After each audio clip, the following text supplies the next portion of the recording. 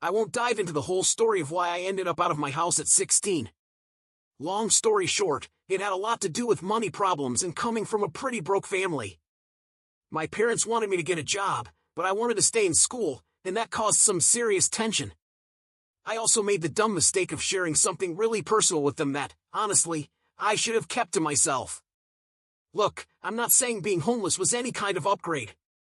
But being away from that toxic environment, it felt like I could finally breathe again. I lived in a big enough town, and there were plenty of other kids out on the streets, too. At first, I tried to find somewhere to stay. I used up my last bit of cash at a couple of hotels, but soon it came down to a choice between eating or starving. I was super stubborn at 16, though.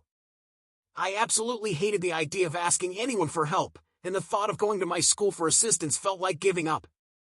I didn't want anyone, my friends, my teachers, to know what was going on with me, so I dropped out. Yeah, looking back, I know I was a dumb, stubborn kid. Sure, I should have asked for help, but back then, teachers didn't give a damn. Kids at my school were bullied hard, and nothing was ever done about it. The teachers were just there to do their job, and that was about it. So, the idea of telling them I was homeless just wasn't gonna happen. I didn't want their pity. I didn't want them trying to empathize when deep down, I knew they didn't care. So yeah, I ended up on the streets. But there was a community of us, all in the same situation. We were all tossed out for similar reasons, abusive, toxic parents, or bad relationships. So, we stuck together. I used to see homeless kids portrayed in movies as tough, pickpocketing little rebels. That's total bullshit. The kids I hung out with? None of us were brave enough to try picking pockets. If we saw food or cash lying around, sure, we'd grab it. But the whole pickpocketing thing? That's just the media glamorizing street kids, turning us into these fun, quirky rebels just trying to get by. The truth? It was way more depressing. I ended up with a group of kids from the south side of town. Ben, our leader, was the latest one to vanish. I didn't believe in the rumors about a child catcher. I thought it was all just stories. But as it turned out, there was some truth to them. Someone was actually kidnapping street kids. I might have come from a messed up home, but I'd always been sheltered in a way. I didn't think things like kidnapping could happen to people like us. I thought that only happened in movies and cartoons. But then kids I knew started disappearing. Carly, a street performer trying to scrape together enough money to leave town. Jason, the odd kid with the eye patch who tried to steal my phone. They weren't my close friends, but they were part of that familiar rhythm of the streets. Carly would always greet me with a smile, handing me fresh donuts an old man had given her in the mornings. Jason was always loitering around the music stores, begging for change. Every time I ran into him, we'd talk about pointless stuff, but it was nice. Talking to him made me feel less alone. When Jason vanished, that little bit of normalcy I had left started to fade away. I looked for him, but the purple wool hat I'd always seen him wear was gone. Carly used to sing under the bridge every afternoon, her voice echoing as I'd nap near the park entrance. She sounded like an angel. But after she disappeared, I felt colder than usual. No matter how many times I rubbed my hands together and shoved them under my coat, I couldn't warm up. My socks had holes, and my shoes were falling apart. The cold was starting to seep into my bones. Carly's disappearance hit me hard. Then, a few days later, some guy showed up and took her place, playing guitar and butchering popular songs like it was his mission to make everyone uncomfortable. When Ben vanished, that's when I started paying more attention to the rumors. Someone said he was taken by the white van. Apparently, some kid had seen Ben being dragged into a white van. The kid was known for making up stories, but his claim actually seemed believable. Ben, Carly, Jason, and some other missing kids were last seen at the homeless shelter. So, it wasn't exactly a safe place, but it had hot soup and coffee, and a spot to charge my phone, so I took the risk. That shelter was where most of the kids hung out every day. I used to run down showers and bathrooms there, trying to stay clean, and made whatever connections I could with other street kids. It was survival. If I wanted to last on the streets, I needed people I could count on. I was always trying to get my name out there, just in case I ended up like the others who had disappeared. But, turns out, not all street kids are friendly. I won't go into the details, but let's just say I thought I could trust a lot of people, and I quickly learned not to trust anyone. I had my phone stolen, and then my shoes got swiped while I was asleep. After a while, I was pretty hardened by life on the streets. So when Charlie showed up, I pretty much told him to go screw himself. Every connection I made just ended with me losing cash, food, and my stuff. The worst thing you can be on the streets is nice. If you want to be left alone, you've got to make it very clear. Without Ben around to lead us, things started falling apart. I was quickly branded as a naive idiot who was too friendly with anyone. Most of my safe spots were compromised, so I didn't have much choice but to take the risk and head back to the shelter. My plan? Grab some food and coffee, then get the hell out. I had the library as my safe spot until 4 p.m., and after 10, the guy who ran the Chinese takeout place let me crash in his doorway, though he didn't exactly welcome me. I think he felt bad for me, but honestly, by that point, I was too damn cold to care about pride anymore. The volunteers at the soup kitchen were around my age. I didn't know them, thankfully, but all I wanted to do was eat and get out of there. The meal was a choice between cold curry or soup. I went with the soup and grabbed a chunk of stale bread. The coffee was always lukewarm, but it was coffee. I wasn't about to complain. I was trying to scarf down my food before I burned my mouth when a kid slid next to me, looking like a golden retriever in human form, holding his own bowl of soup. He had dark brown hair sticking out from under his hood and freckled cheeks. His jacket and shoes looked like they cost more than my entire wardrobe. I knew right away that the streets would chew him up and spit him out. This kid looked like he came straight from a perfect suburban home. He had a mom and dad, and a perfect damn life. Must be nice. I was struggling to wrap my head around his expensive clothes.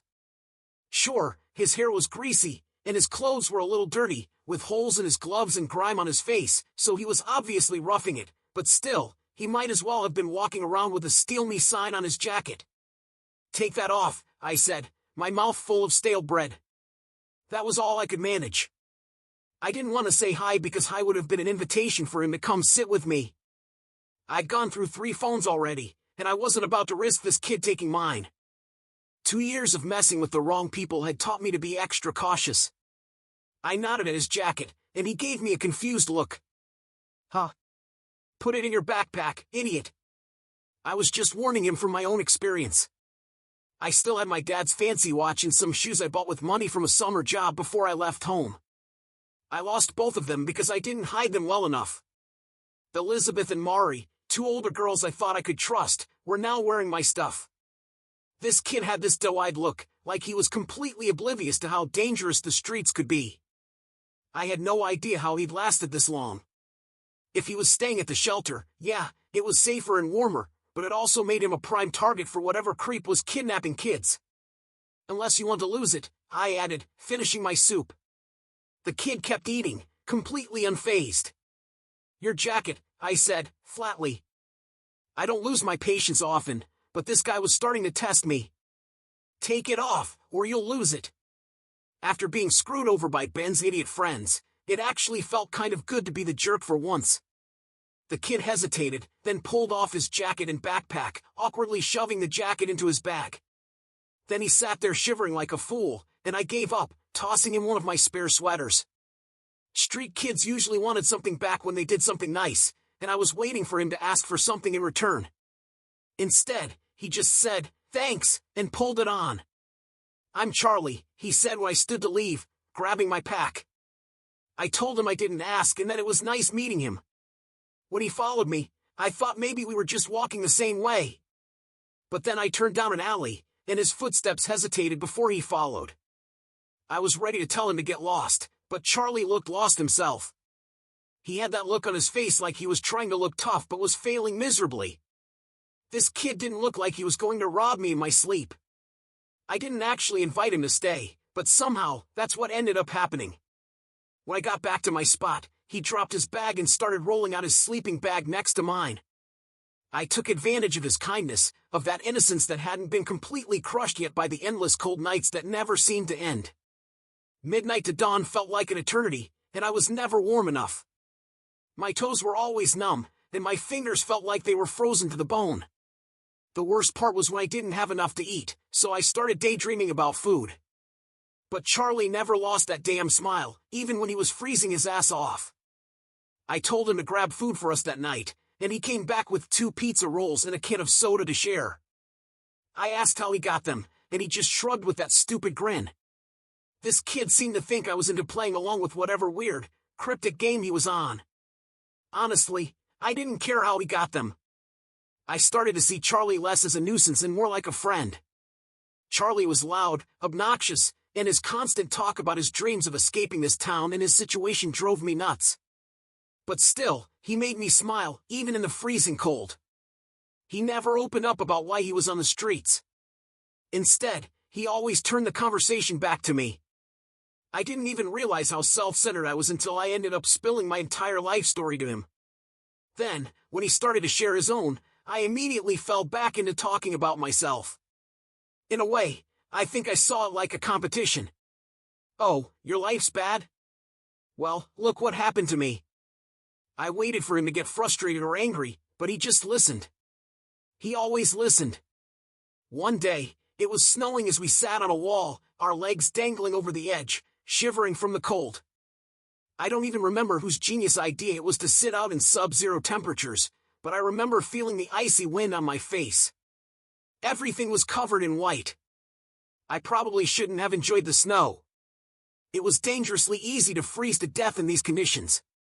But it was snow. And I was still a dumb kid who liked snow. Charlie, as usual, was being annoyingly chipper. He'd somehow scored a pack of chips for us to share, and we passed it back and forth between us. My hands were so numb I could barely feel them, but I kept shoving chips in my mouth. "Do you believe in angels, Finn?" he asked out of nowhere. The question threw me off. Charlie's gaze was fixed on a little girl in front of us, carefully making a snow angel. The answer was no. I didn't believe in God, or any God for that matter. If God, or angels, existed, my parents wouldn't have kicked me out for being who I was. I used to pray, back when I first hit the streets. I had this naive hope that my mom would come find me and take me back home. But God didn't exist, at least not for me. And I was done pretending. I didn't answer Charlie, and instead, his head slowly dropped onto my shoulder. I jerked back, swallowing a hiss of surprise. I shoved him away, and for the first time since I'd met him, his smile faded. "Sorry," he muttered, rubbing his hands together. He seemed to realize how close we were and shuffled away from me. He said I was warm, and for some reason, I hated myself for snapping at him. Because he was warm, too. I liked the way he felt against me. His head on my shoulder felt safe, like a home I didn't have. I jumped off the wall, finding an excuse to distance myself. I think I told him I was going to the shelter to look for warmer clothes in the lost and found. Charlie didn't say anything, just nodded, telling me he'd be right there when I got back. His words settled into my gut, and a lump formed in my throat. I used the time away to sort out my feelings. Instead of pushing them down like I usually did, I let myself feel them. I realized then that I wanted Charlie to stay with me. Charlie was home. I barely knew this kid, but with him, I didn't feel cold anymore. I went back to the wall, ready to apologize for pushing him away, but when I got there, he was gone. I figured he'd gone off to find food since it was almost dinner time, so I waited. I waited until the sky darkened and my bones ached from the cold.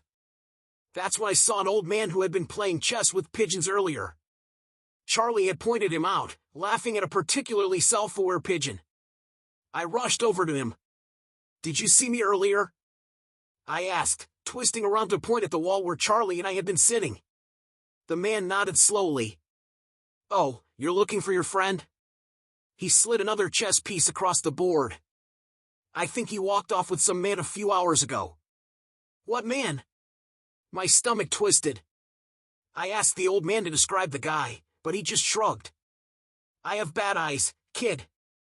It was just a man. Late 40s, I think.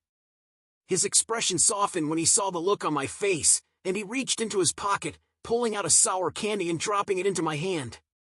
"You should head home now, kid." I'm sure your parents are worried about you. I asked again, this time through gritted teeth, for him to describe the man. But the old guy just went back to his one-man chess game, not paying me any more attention. Part of me was in denial. I went back to our sleeping spot, expecting Charlie to be there, cozy in his sleeping bag, blabbing about some bullshit dream of escaping. But he wasn't. I rushed back to the shelter, choking his name on my breath. This was my nightmare, being swallowed up by the night, and not even leaving a name behind. The looks I got were strange, kids staring at me more and more like I was a ghost. But I wouldn't accept it. Charlie could be anywhere. But as the hours stretched into days, and I checked all our usual spots, it started sinking in. Charlie was just another missing kid. 1 minute, here. The next, gone. He was another Ben. Another Carly. Except I made the mistake of getting to know him. Charlie wasn't just a name. Charlie was my friend. I asked random people if they'd seen him. They'd size me up, eyes flicking over me like I was dirt on their shoe. They had places to be. They didn't care about some nameless kid disappearing off the street. I could already hear their thoughts when they gave me their pitying smiles and said things like, "Sorry, I don't know. I can't help you, kid. I'm sure he's out there somewhere." The hardest thing I've come to realize? It's easy to go numb on the streets. It's easy to shut off. Easy to forget to mourn, because it's too damn cold. I didn't forget about Charlie, but I buried him. I buried him so deep I wouldn't forget how to survive. So when I saw that familiar jacket, the one I told him over and over to hide, I thought I was losing it. It was snowing again, thick and wet, clinging to my jeans. I was trying to find a dry patch of concrete to lay my sleeping bag on.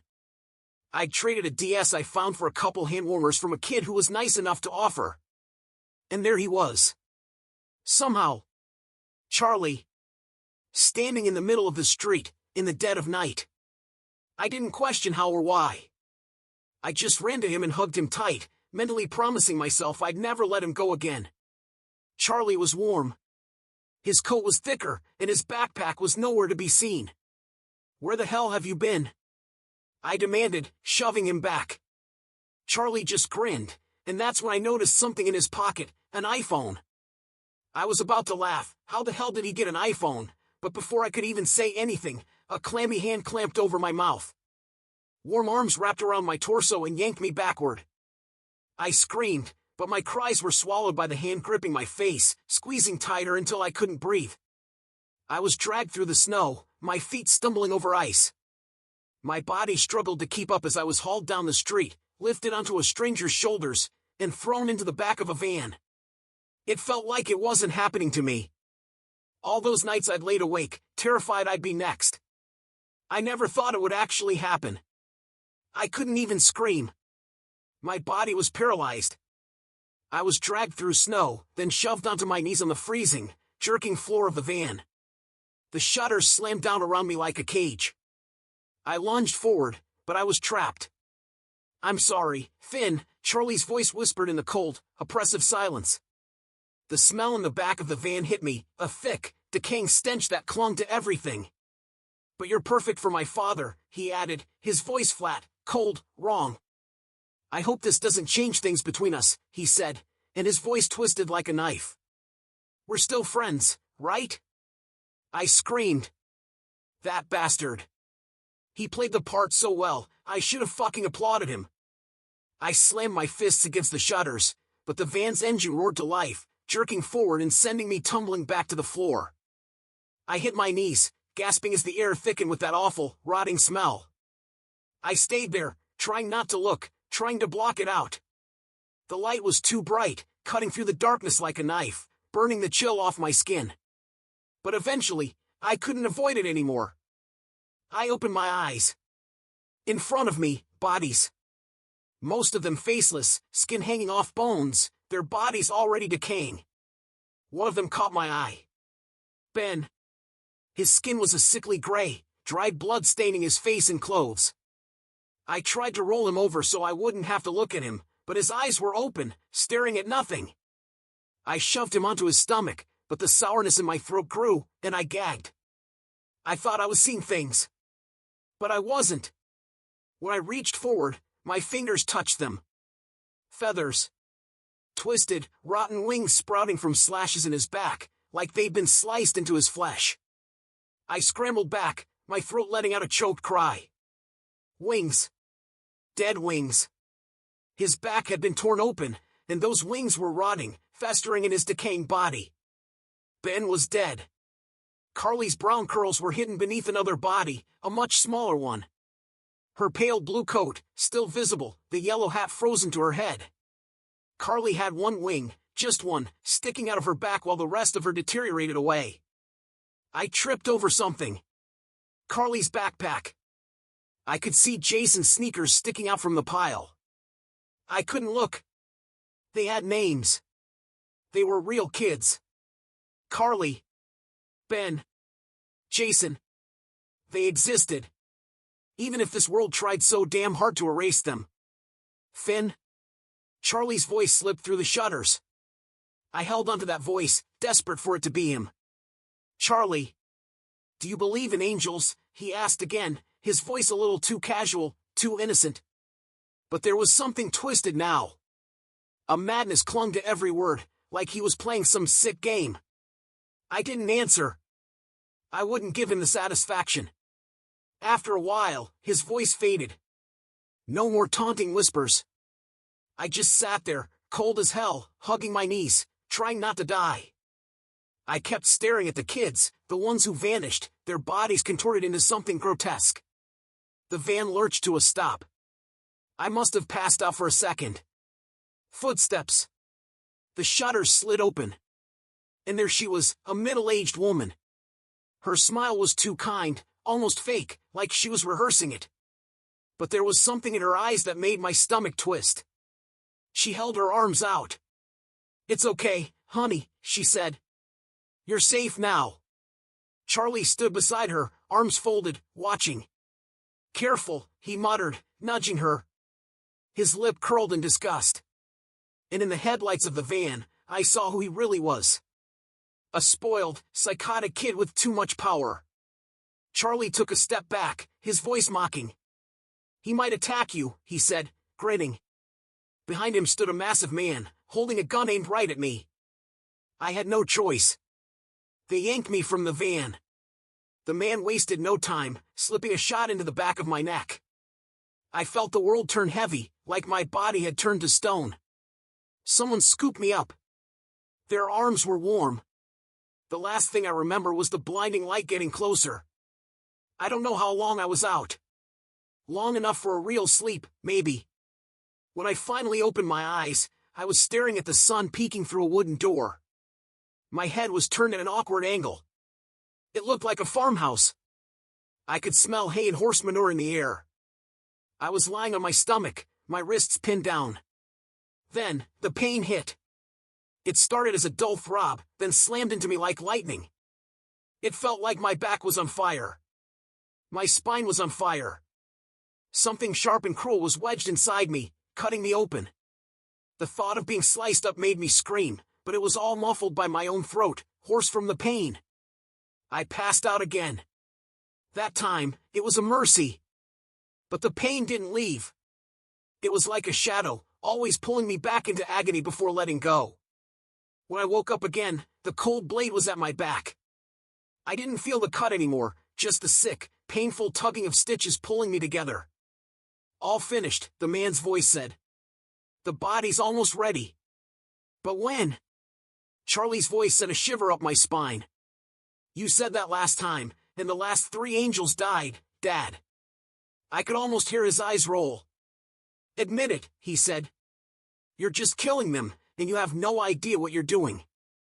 I said he's ready, the man grumbled. So let him fly. Charlie groaned. Come on, Dad, I want to see the angel fly. I could feel myself gasping against the cold, smooth surface of the surgical table. His stitches are still fresh, the man muttered. When he's ready, you can play with him. Then they left me alone. Hours passed. A full day. But I didn't feel hungry. Or thirsty. Or tired. I was stuck in this empty shell of a body, my mind racing as I searched for a way out. Finally, I found the right position to lie in, on my side, when I heard footsteps. "Hey, Finn." Charlie's voice was excited, like he couldn't wait to show me something. I felt his fingers running down my back, skimming my skin, and then reaching for my restraints. He yanked them apart, helping me up. I dragged my hand down my back, terrified of what I'd feel. But instead of the sharp, twisted feeling of a broken spine, I felt smooth skin. I carefully stood up, my legs shaky. Charlie shoved my backpack into my chest. "Here," he said, practically bouncing. "Dad says I can't let you go yet, but I'm too impatient." He was staring at my back with sick fascination. I didn't say a word. I grabbed my backpack, shoved past him, and bolted. I didn't stop running until I was gasping for air, on my knees, on some unfamiliar road in the middle of nowhere. A woman pulled up in a car, offering to take me to the sheriff's station. She gave me tea and food, but I didn't want either. I wasn't hungry. My body felt like it wasn't even mine anymore. When we reached town, I knew where I was. Without thinking, I bolted out of her car. I ran to the nearest restroom, pulled off my shirt, and ran my fingers down my back. I felt it. Something was moving under my skin, twitching like it was alive. I gently touched the spot, feeling tiny stitches running up my spine. Part of me wanted to rip them open.